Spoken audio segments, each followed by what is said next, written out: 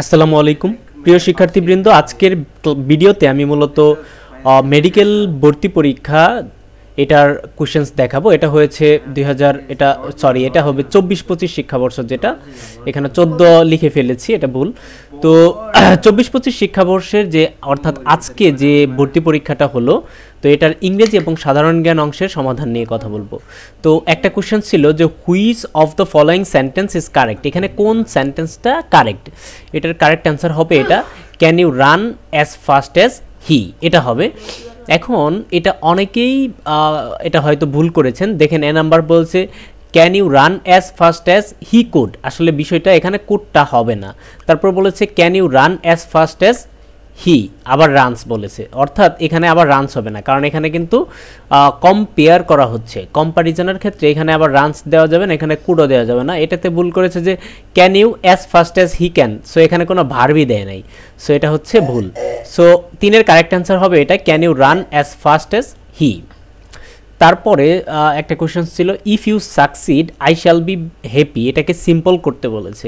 তো simple sentence করতে গেলে আমাদের যেটা মাথায় রাখতে হয় যে একটা সাবজেক্ট থাকবে এবং একটা ফাইনাইট ভার্ব থাকবে। সো আমরা এটাকে যদি একটা সাবজেক্ট এবং একটা ফাইনাইট ভার্বে কনভার্ট করি, তাহলে অ্যান্সারটা আসে এরকম যে your success will make me happy, বাকিগুলো হবে না। আমরা যদি দেখি যে এ নাম্বার এখানে হোয়েন আছে, হোয়েন থাকার কারণে এটা কমপ্লেক্স সেন্টেন্স, এটা হবে না। তারপরে I am happy for your succeed হয় না, ফর ইউর সাকসেস হবে। সাকসিড এটা হচ্ছে একটা ভার্ব, ইউরের পরে সাকসিড ভার্ব হবে না। তারপর বলা আছে your success makes me happy, এটা প্রেজেন্টে আছে, কিন্তু আমরা এখানে দেখতে পাচ্ছি এটা আই শ্যাল বি হ্যাপি, এটা ফিউচারে আছে, সো এটাকে আমরা ফিউচার করতে হবে। সো সার্বিক দিক বিবেচনায় কারেক্ট অ্যান্সার হবে ডি নাম্বারটা।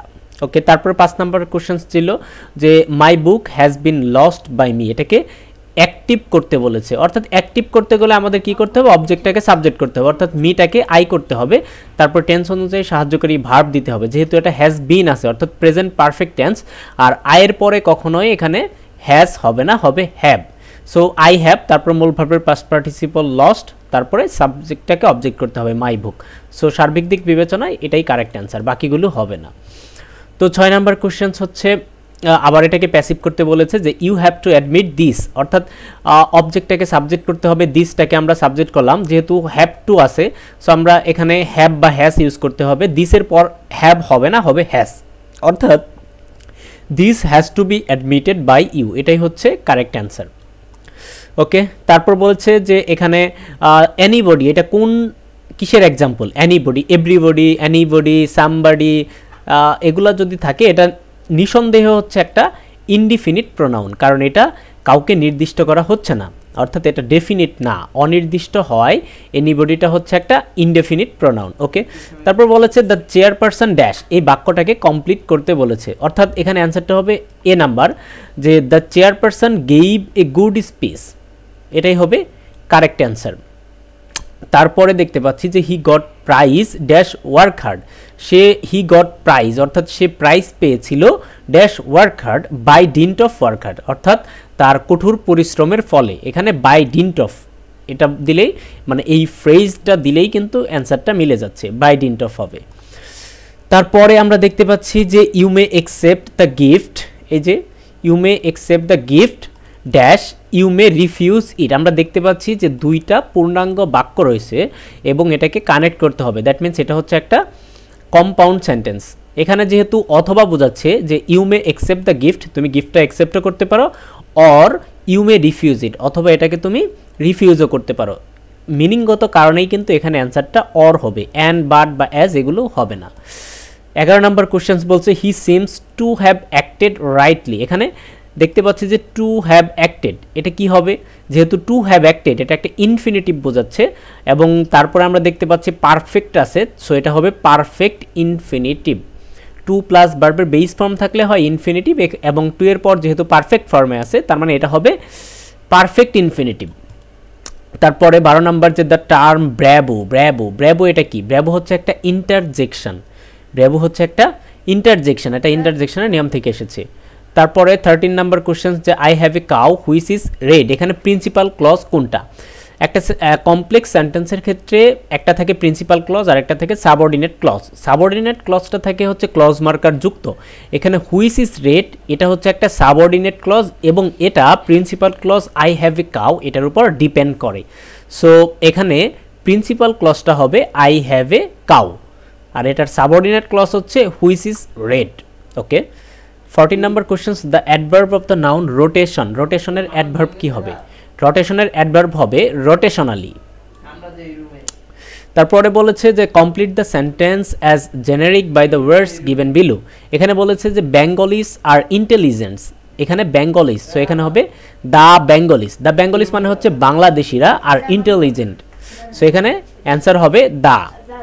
তারপর বলেছে he dash when the teacher enter the room. কোনো একটি কাজ চলাকালীন সময়ে যদি আরেকটা ঘটনা ঘটে, অর্থাৎ কোনো একটি ঘটনা ঘটার ভেতরে আরেকটা ঘটনা ঘটলে সেক্ষেত্রে প্রেজেন্ট কন্টিনিউয়াস বা পাস্ট কন্টিনিউয়াস করতে হয়, এবং এটা যেহেতু এন্টারটা পাস্টে আছে সো এখানে পাস্ট কন্টিনিউয়াসই হবে। অর্থাৎ হি ওয়াজ স্টাডিং, সে পড়তেছিল, when the teacher enter the room, সে যখন পড়তেছিল তখনই তার টিচার বা তার শিক্ষক রুমে প্রবেশ করেছিল, সো এখানে ওয়াজ স্টাডিং। তারপরে 17 number question, the word artisan. এখানে আর্টিসান বলতে বোঝায় আ ক্রাফটস পারসন। ওকে, তারপর আমরা এখন দেখি কিছু সাধারণ জ্ঞান থেকে কোশ্চেন এসেছিল এগুলো নিয়ে। বাংলাদেশে পানীয় জলে আর্সেনিকের গ্রহণযোগ্য মাত্রা কত? বাংলাদেশের পানীয় জলে আর্সেনিকের গ্রহণযোগ্য মাত্রা হচ্ছে 0.05 ppm। তারপরে বাংলাদেশের 100 টাকার নোটে কোন মসজিদের ছবি থাকে? এটা অনেকেই ভুল করেছিল, তো এটা হবে তারা মসজিদ। তারপর স্বাধীন বাংলাদেশকে স্বীকৃতি দেওয়া প্রথম মুসলিম প্রধান রাষ্ট্র কোনটি? এটি হবে সেনেগাল। তারপর 4 নম্বর কোশ্চেন, যে গাজায় সাম্প্রতিককালের সংঘর্ষ কবে শুরু হয়েছিল? এটি 2023 সালের অক্টোবর মাসে শুরু হয়েছিল, যখন হামাস অ্যাটাক করেছিল। তারপরে কোন সালে ঢাকা মেডিকেল কলেজ প্রতিষ্ঠিত হয়েছিল? ঢাকা মেডিকেল কলেজ 1946 সালে প্রতিষ্ঠিত হয়েছিল। সড়ক পথে সংক্ষিপ্ত দূরত্বে টেকনাফ থেকে তেঁতুলিয়া যেতে হলে কোন জেলাকে অতিক্রম করতে হবে? টেকনাফ থেকে তেঁতুলিয়া যেতে হলে আপনাকে সিরাজগঞ্জ দিয়ে যেতে হবে। তারপর 1971 সালে স্বাধীন বাংলা ফুটবল দলের অধিনায়ক ছিলেন জাকারিয়া পিন্টু, যিনি 2024 সালে মারা গেছেন। তারপর মুক্তিযুদ্ধে বাংলাদেশ ফিল্ড হাসপাতাল স্থাপনা করেন কে? এটা হবে ক্যাপ্টেন আক্তার আহমেদ, তিনি মুক্তিযুদ্ধে বাংলাদেশের ফিল্ড হাসপাতাল স্থাপন করেছিলেন। তারপর ইখতিয়ার উদ্দিন মোহাম্মদ বিন বখতিয়ার খিলজি কাকে পরাজিত করেন? ইখতিয়ার উদ্দিন মোহাম্মদ বিন বখতিয়ার খিলজি 1204 সালে লক্ষণ সেনকে পরাজিত করেছিলেন এবং বাংলায় মুসলিম শাসন প্রতিষ্ঠা করেছিলেন। তারপর বলা আছে বৈষম্য বিরোধী ছাত্র আন্দোলনে আবু সাইদ কবে শহীদ হয়? এটা খুবই একটা সাধারণ কোশ্চেন ছিল এবং এটা মোটামুটি সবাই জানে। বৈষম্য বিরোধী ছাত্র আন্দোলনের রংপুরের প্রথম শহীদ হয়েছিলেন 16 জুলাই 2024 তারিখে এবং তার নাম হচ্ছে আবু সাইদ। সো মোটামুটি এগুলোই ছিল সাধারণ জ্ঞান এবং ইংরেজি অংশের কোশ্চেন্স। প্রশ্নের প্যাটার্ন দেখে মনে হচ্ছে বিগত বছরের তুলনায় এবারের কোশ্চেন্সগুলো অনেকটা সহজ ছিল, সো এবছর কাটমার্কটা অনেক বেশি হবে। সবার জন্য শুভকামনা রইল। আসসালামু আলাইকুম।